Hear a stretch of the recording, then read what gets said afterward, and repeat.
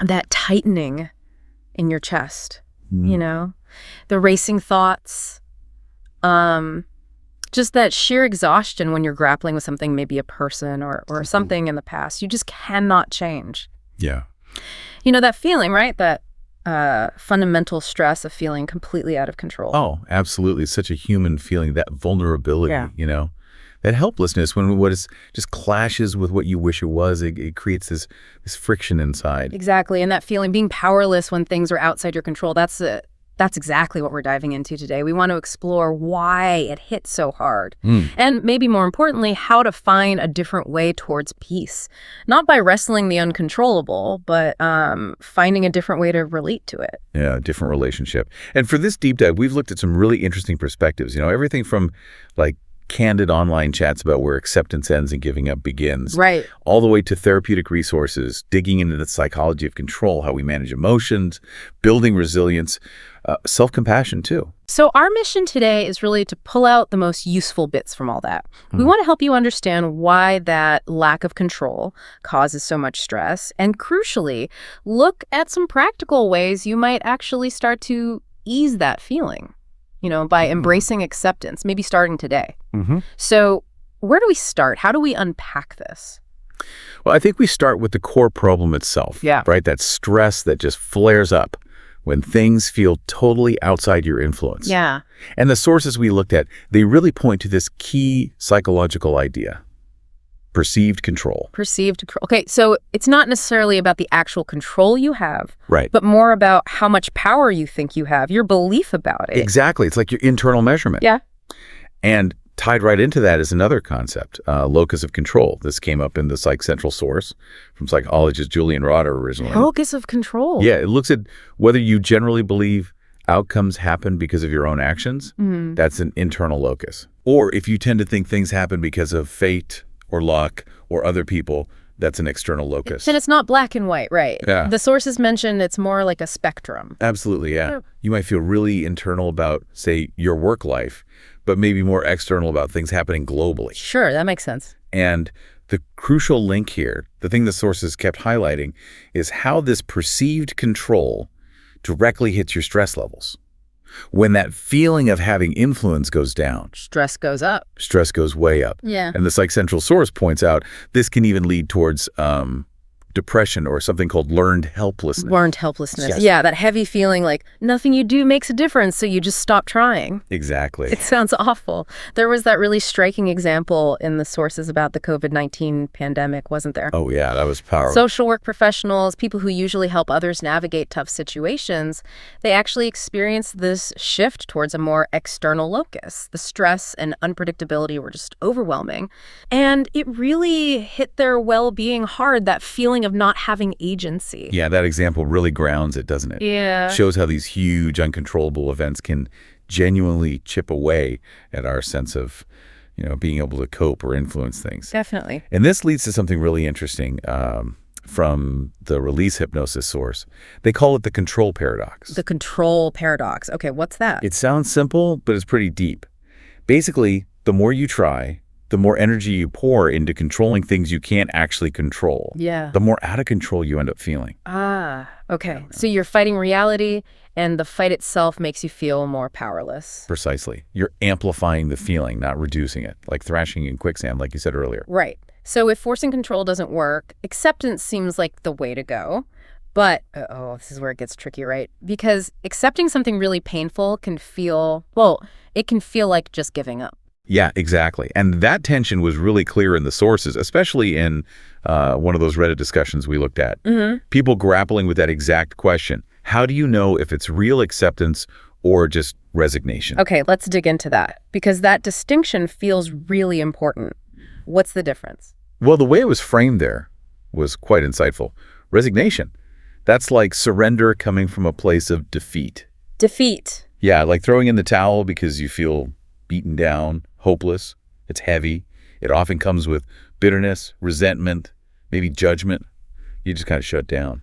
Even the dictionary definition, acceptance of something unpleasant one cannot do anything about, can have that negative feel compared to real acceptance. So resignation is like, fine, I give up, and I hate it. Pretty much, yeah. You've stopped fighting, but you're still wounded by it. Acceptance, though, was described more like surrender as liberation. Liberation, how so? It means you give up the fight against reality. You stop arguing internally that things should be different. But, and this is key, you're not giving up on life or moving forward or finding ways to cope. It's allowing the experience to just be there without that constant, exhausting struggle against it. Wow, okay. So the shift isn't necessarily the outside situation, it's your internal stance towards it. Exactly, your posture towards it. The examples people shared made it clearer too. Resignation often involves those why me loops or what if only thoughts keeping you stuck. Right. Acceptance might still hurt, but it's grounded in acknowledging, okay, this is how things are right now, without adding all that defeatist commentary. That makes so much sense. And it ties into that serenity prayer idea, doesn't it? Accept the things you can't change. So you free up energy for the things you can change. You drop the rope in the tug of war with reality. Exactly. And that leads us nicely into radical acceptance, which the Village Family Service Center source talked about. This is about really fully, completely accepting reality, especially when it's clearly beyond your control. Radical acceptance. So it's like really leaning into it, no holding back. Yeah, pretty much. But the source is really careful to say what it doesn't mean. Okay, important. It doesn't mean you like it or approve of it. It doesn't mean you're giving up on making things better where you can. And it definitely doesn't mean you won't feel pain or sadness. You're still allowed all your feelings. Right. The power comes from just acknowledging it is what it is. And kind of paradoxically, that actually gives the problem less power over you. It frees you up to move forward. So accepting its existence, not its rightness. Precisely. And the benefit, according to the source, is it helps unlock you from that struggle.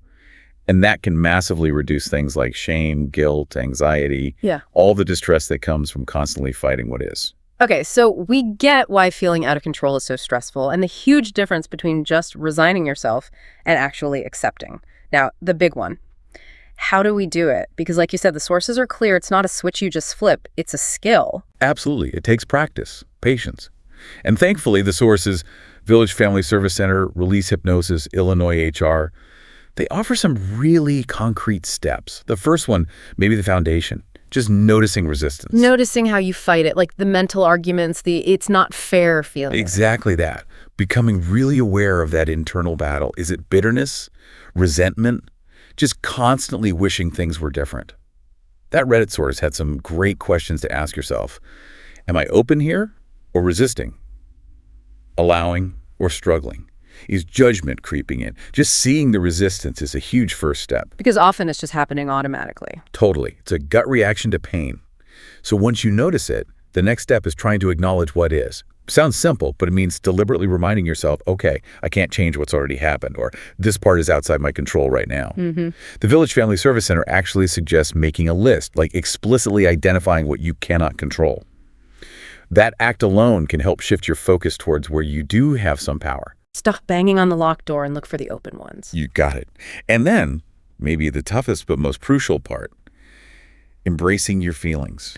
Acceptance doesn't mean you become numb. Right. You allow yourself to feel it, the anger, the fear, the sadness, loneliness, whatever comes up, but without judging yourself for feeling it.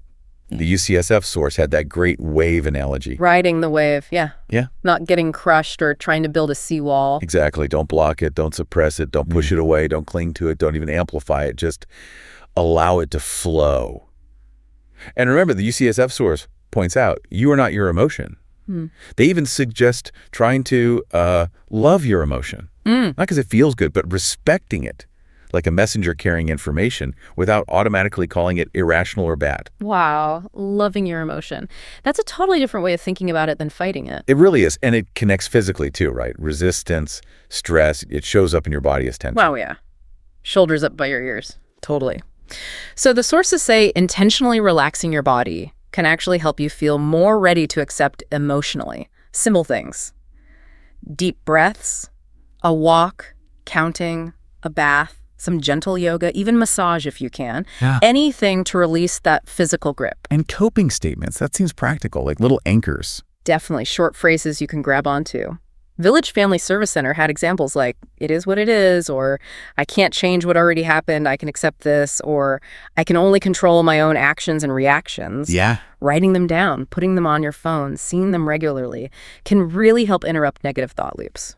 I also like that idea of pretend acceptance from one of the sources. Like, even if you're totally resisting inside, act as if you accepted it. Yeah, Village Family Service Center mentioned that. Sometimes changing the behavior first can actually nudge the thoughts and feelings along eventually.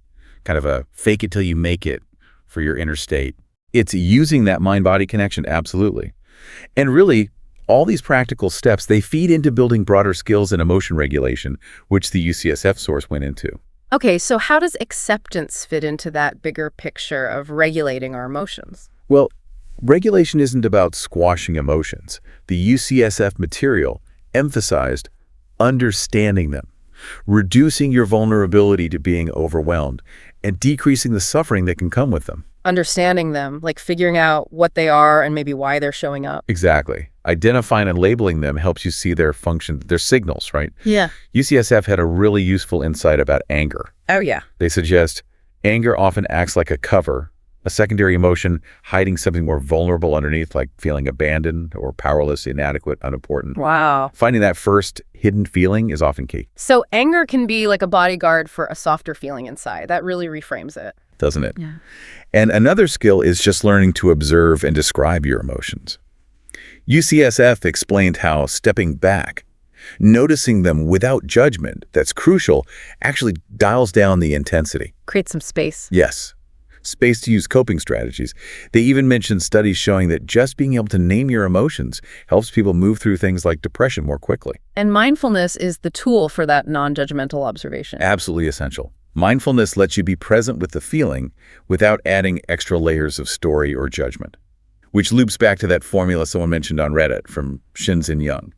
Suffering, pain X resistance. Right. Pain X resistance. The initial pain might be unavoidable, but the suffering, that's amplified by resisting the feeling. Reduce the resistance through mindful acceptance. You reduce the suffering. That's so clear. You're not trying to eliminate the pain, but you stop pouring fuel on the fire with resistance. Exactly. And emotion regulation also involves deliberately bringing in more positive emotions. UCSF suggested short-term things like do something enjoyable now, listen to music, do a puzzle, take a nice bath, journal. Small boosts. Yeah. And long-term things too. Making changes to have more positive events in your life, working towards goals, really tending to your relationships. Don't just focus on reducing the negative, actively build the positive. So it builds up your emotional reserves, almost. Kinda, yeah. And they also advised being mindful of the good stuff. Really focus on it, savor it, and try to be unmindful of worries about the good stuff ending or whether you deserve it.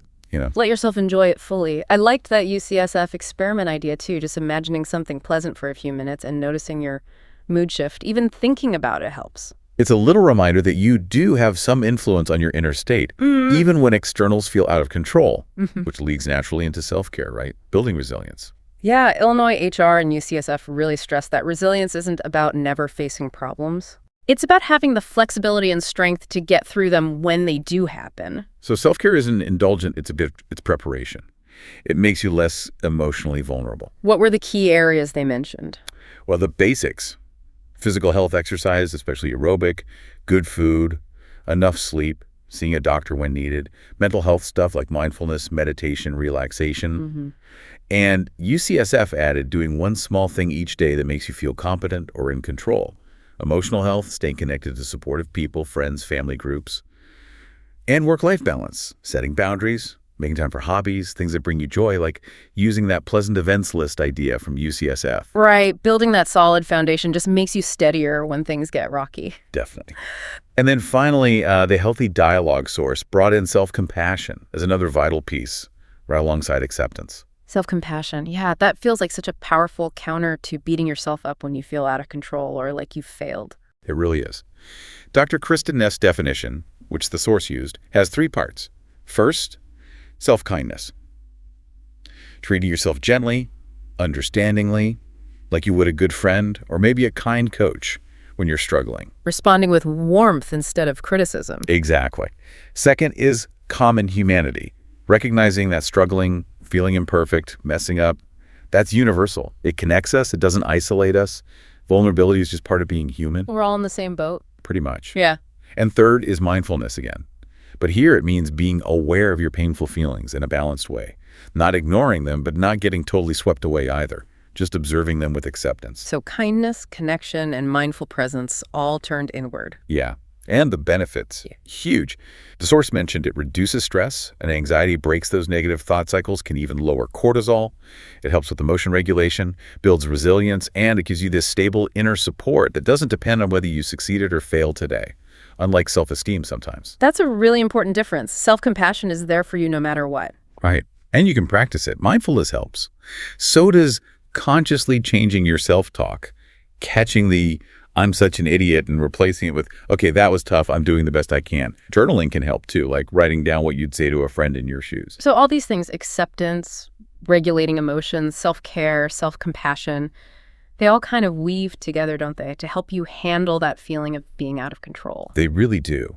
What this deep dive shows, I think, is that finding peace isn't about somehow making the world predictable. That's impossible. It's about fundamentally changing your relationship with uncertainty, with the things you can't influence. It's about redirecting all that energy you might waste fighting reality towards things you can actually affect, how you respond, how you care for yourself, how you frame things. Yeah, and building resilience means cultivating that growth mindset Illinois HR talked about. Seeing challenges not just as dead ends, but as, okay, difficult opportunities to learn something, to adapt. Right. They even suggested writing a resilience commitment statement for yourself.